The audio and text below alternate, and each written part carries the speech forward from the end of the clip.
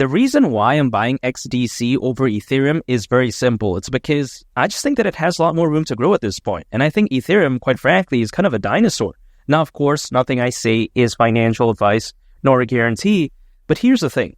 If, let's say, XDC were to go to the price of $3 during this bull run, which I do believe hypothetically it will, but even beyond that, let's say we were to do that, that's around a 100x from here. And at that point, considering current circulating supply, market cap would be around $45 billion. Now, some people may think, whoa, 100x, that's crazy, man, all this type of stuff. But again, market cap would be around $45 billion. However, that's not even a crazy amount, by the way. We've seen Dogecoin nearly double this back in 2021. At one point, it had a market cap of over $80 billion. So yeah, this isn't ridiculous. But even beyond that, if let's say Ethereum were to do a 100x from here, at that point, considering current circulating supply, market cap would be around $28 trillion, and the price would be around 233,000. I mean, could you imagine that? That's insane. Now, am I saying that Ethereum is going to do like complete trash during this bull run? No, I'm not saying that. Could it do like a 4x? Yeah, hypothetically, I think it could. Could it maybe go to like $10,000 to $12,000? Yeah, that wouldn't surprise me. But the days of Ethereum doing like, over like a 50x, all this type of stuff, I think it's kind of in the back seat, if you know what I mean. It's kind of in the past.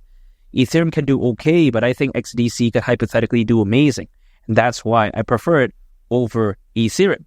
Now, don't get me wrong though. Ethereum has a very passionate and strong community. You take a look at the Ethereum ETF, that's amazing. I understand that. But if you actually take a look at it, again, just in terms of potential gains, I just don't understand why I would choose that. If I could only put all my eggs into one basket during this bull run, I only had one shot, let's say. Of course, I'm going to be choosing XDC over Ethereum. It would make no sense for me to go all in on Ethereum. Now, some people do that, but like some influencers out there who say this, like in some cases, they have like millions upon millions of dollars. So does like a 4x maybe, 3x, they're all good at that point. But then if let's say someone has like way less than that, I just don't know why that would be logical. Now, this is just my perspective. It's not financial advice, but that's just not something I would do, if that makes sense. If you actually take a look at XDC at its core, it's actually very amazing because fundamentally, it's one of the best out there. Keep in mind, the XDC network is an enterprise-grade blockchain protocol that was purpose-built for global trade and finance.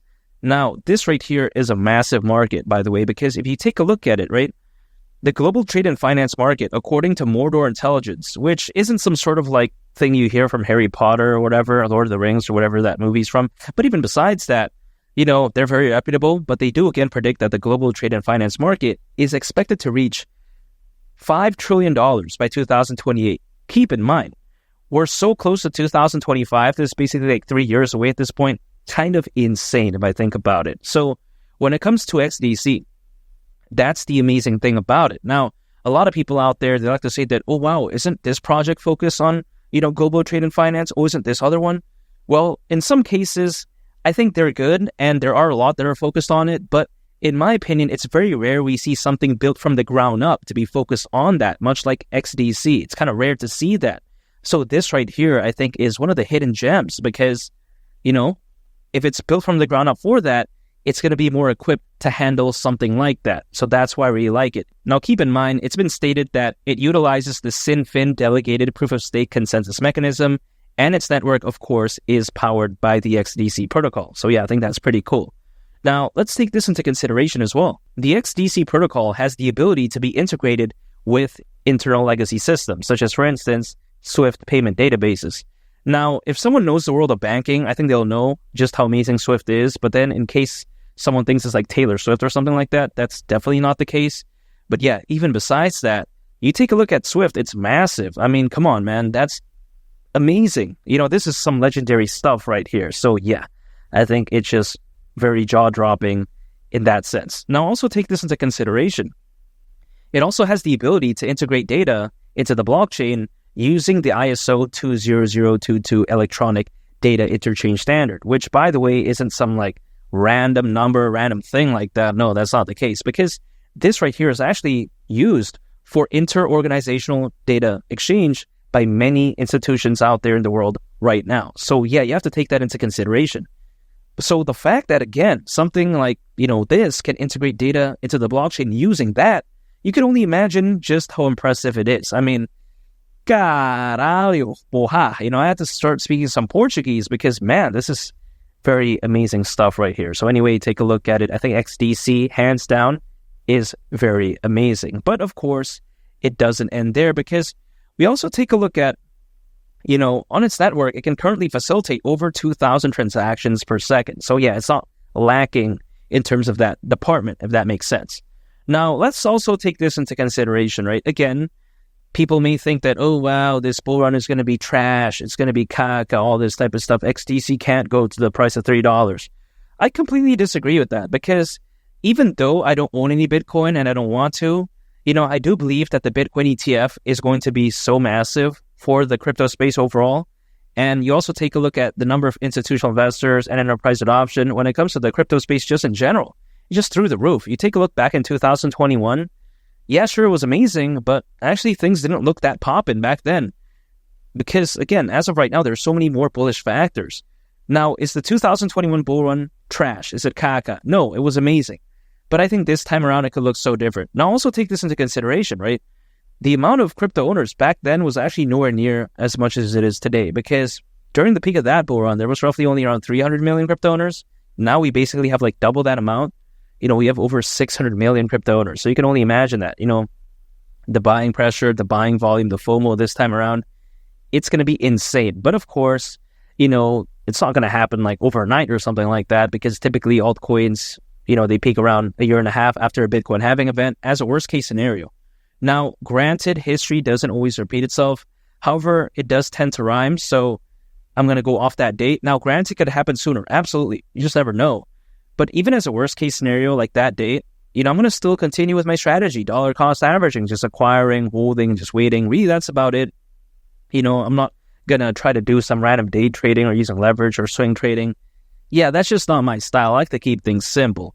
And also on top of that, we have to take into consideration that, again, with all those amazing factors, do I really want to waste my chance on something like, Ethereum during this bull run? No, I'm not going to do that. Again, if I could only have one shot at this, right? If I could only put all my eggs into one basket, hands down, I'm choosing XDC. It would make no sense for me to choose Ethereum. I mean, come on. Yeah, that's just the way I view it. I just think that XDC is a lot more revolutionary. I think it's a lot more fantastic. It's focused on such an amazing market. And I just think it's more dynamic. Not to mention, its room for growth is a lot better, hypothetically, in my opinion. So why would I choose something like Ethereum? A lot of people out there like to think that XDC is trash because the price is low and all this type of stuff. But I think around a year from right now, things could look so different. It's just really a waiting game at this point. And I think sometimes people, they don't understand that because they're like, oh man, it has to pump right now, all this type of stuff. But that's usually not how it works. I can't wave some magic wand and demand XDC to pump like right now. I can't do that, which is why I'm focused on things that are within my control. Like again, dollar cost averaging, holding, and just waiting. And also what's within my control, right? Choosing the right thing. That's why I don't want to choose Ethereum at all. I think XDC is the winner here. And again, at the price of $3 during this bull run, that wouldn't surprise me whatsoever, especially considering all those amazing factors, right?